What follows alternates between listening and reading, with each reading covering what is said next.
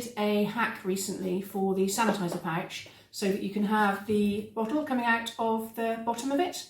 It was the first time I'd ever written instructions, so I think many people maybe found them a little confusing. So I'm going to do a video today to show you exactly how I hacked the pattern from Spencer Og and how you can get the bottle cap to come out of the bottom. Hopefully it'll make a little bit more sense to you. Right, I'll just adjust the camera so that you can see what I'm doing. So firstly I'll explain why I cut the pattern down. I have a little bottle here of sanitizer. What I did is I originally made a pouch to the original pattern dimensions. Now what I found was when I put my bottle in, there was a massive gap at the top and it was all like squidgy and I didn't like it.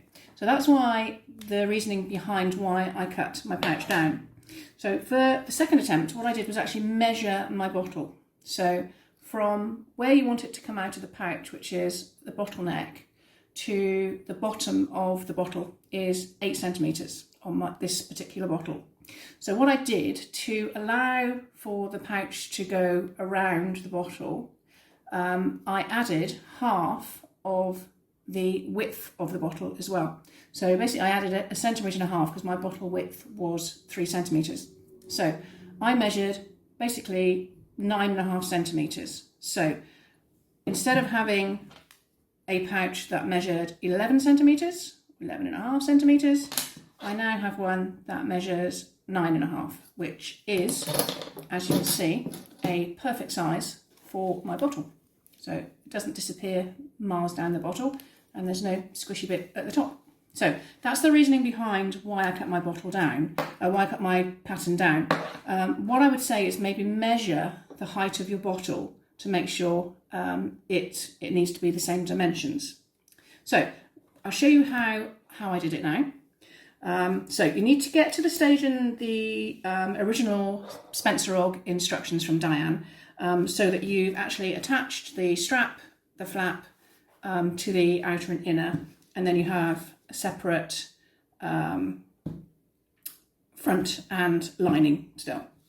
And what you need to do now is actually cut the sections down slightly to make them slightly smaller. So what I did is I turned over the fabric so that it's the lining up. I actually have a water dissolvable pen here just so that I can show you. I will mark it properly. So what I did was from where they're joined here, so this point where your lining joins the seam that joins the front, measure down 9.5 centimetres on your main fabric, which for me is this one. So 9.5 centimetres down on both sides, and then draw a line between the 2 points.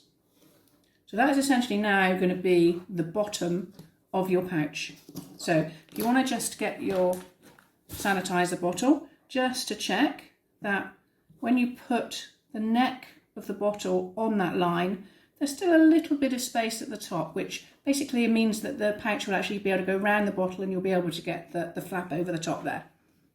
So then turn it round, and then on the other side you want the lining section to be slightly shorter, because don't forget there's going to be a seam at the bottom and you want to cut out and eliminate as much bulk of that seam as you can. So I did 9 centimetres on the other side, still slightly longer than the bottle, but just so that it sits nicely inside.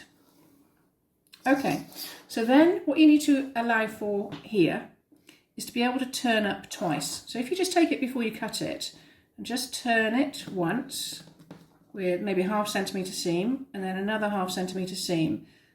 If you mark that, you can measure and see how much you need for your seam, for your turn up. So I needed just over 2 centimetres.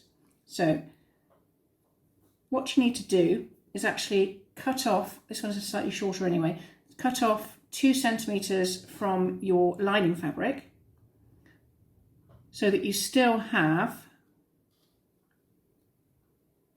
enough left. You still should have almost 2 centimetres left. And that's going to be your cut line.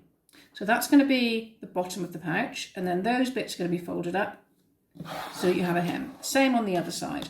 So this side you only cut off about 1.5 centimetres, maybe 1.6 centimetres. Again, just mark and draw another line. So you should have 2 lines now. One which is the outer one, which is the cut line, and then the inner one, which is where the seam is going to be turned up to. So let me get some bigger scissors because those are tiny.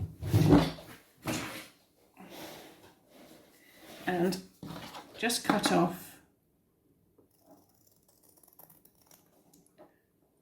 1.5 centimetres off of the main fabric and 2 centimetres off the lining fabric. Oh, that's a bit crooked. And do the same with this. So get the top of your fabric, which is, this is the top for me. So this is the top. Doesn't matter on this one which is the top, but say that's the top. So basically that's the same as that then. So once again, on your outer fabric, cut off 1.5, 1.6 centimetres. Draw a line, and you're going to cut that off. And then on the lining fabric, cut off very slightly more, so cut off 2 centimetres, 2 centimetres,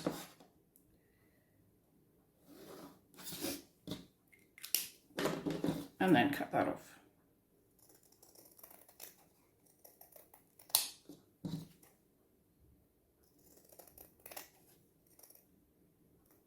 So they should all be this right length now. Get rid of that. Okay, so put the 2 tops together, and what you need to do is just sew them with your usual centimetre seam allowance. So sew them together.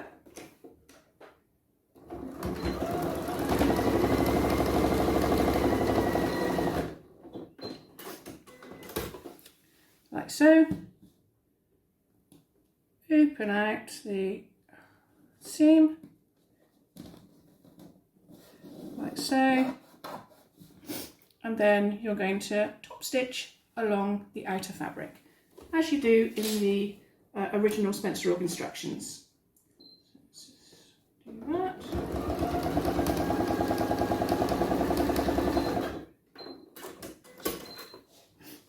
Okay, so you now have a cut down front and back, ready to sew together. So what you need to do is cut off all straggly ends, like that, and then put them so that it's outer fabric to outer fabric, inner fabric to inner fabric, and keep the tab in the lining side. And what you need to do is line up those and either pin them or clip them. I will pin them because I have a pin handy. And again on this side, line up where the seams meet, so that when you turn it in the right way, it'll be really neat. So open up those seams like that. You should have something that looks like that. Right, now you might just want to even up those lengths so that when you hem them they will be the same length. So basically you should have something that looks like that. So lining to lining, outer to outer, both the same length and both meeting, same length as each side. Not the same length as one another because this side is going to be slightly shorter. And then meeting at the seam just there. So what you need to do now is mark on the bottom where, so you need the side with the line drawn on it, because that's going to be actually where you sew up to. And you need to measure in 3 centimetres from the edge. So 1, 2, 3, and then put a mark on that line. Again on this side. Now you only do this on the outer fabric, and the reason for that is if you do it on the lining, it makes the hole that you have to turn it in the right way really, really small. So the hole this side will be a lot wider so that you can basically pull it through to turn it in the right way. So what you need to do now is just sew along that line from the outside to that mark, and then from that mark to the outside, so that there's a gap in the middle that isn't sewn. That's where your bottle head is going to go through. So just sew along that line.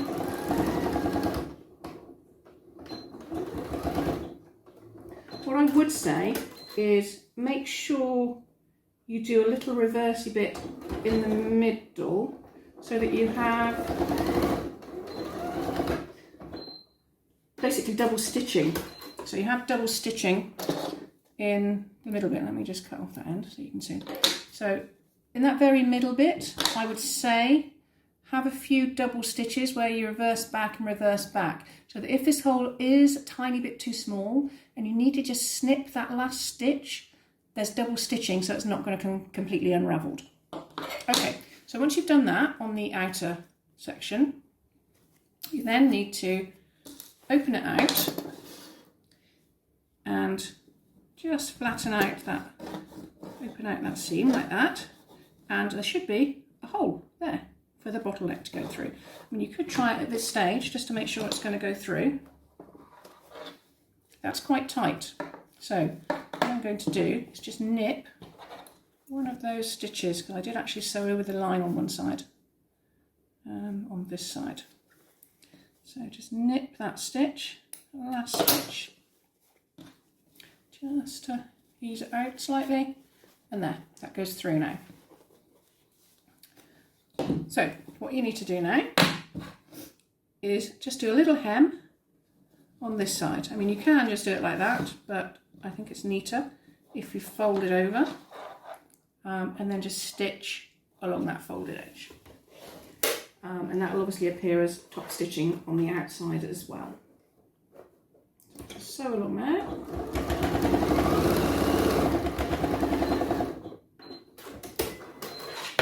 I'll do that on both sides of the hole.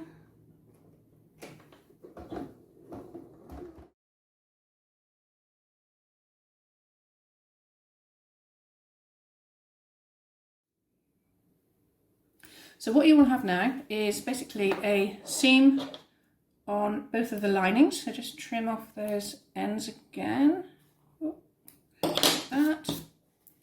And a seam, a hem that is sewn together on the outers. So you should have something that looks like that.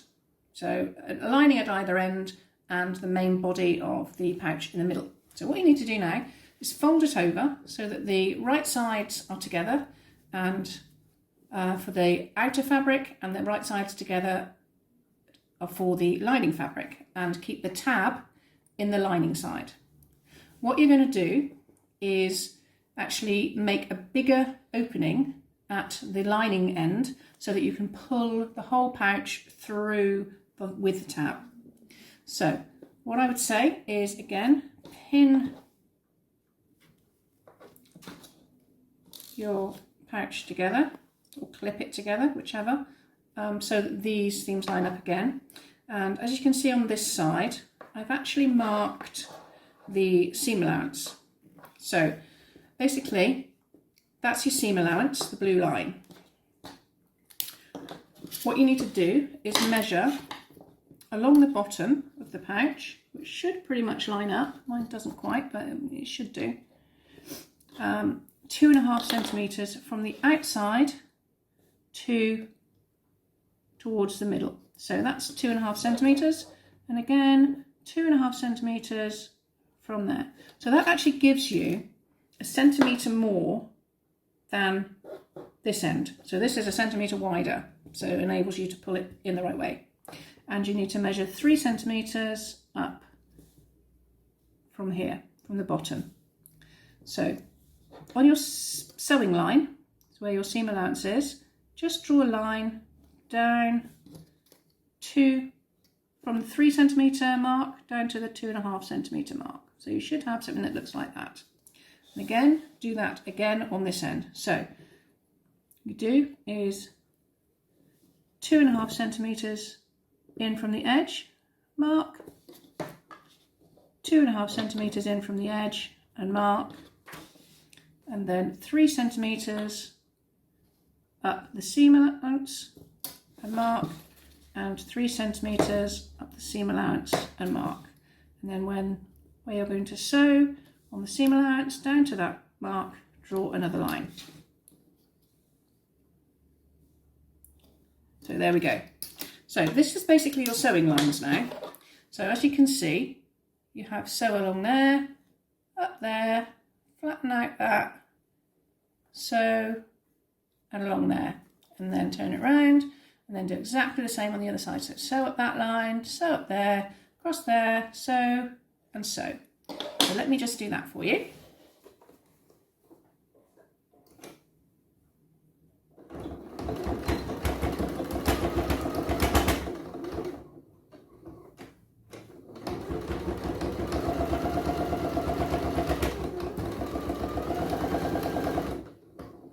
What you do need to be careful of is not sewing your flap. So don't let your flap get twisted and end up sewing the flap as well, because then you won't be able to turn it in the right way. Let's do the other side.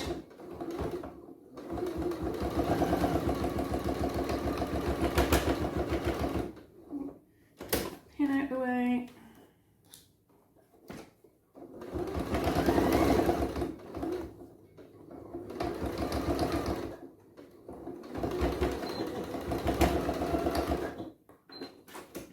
Okay, so what you have then is those stitched, and you have an open end that end and an open end that end.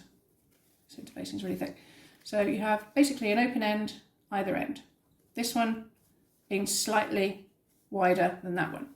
What you need to do is actually trim off now around that sewing line to get as little in the seams as you can, particularly at the bottom. So clip pretty close to where you've sewn. What you'll find in the outer section is, because you sewed it slightly tighter,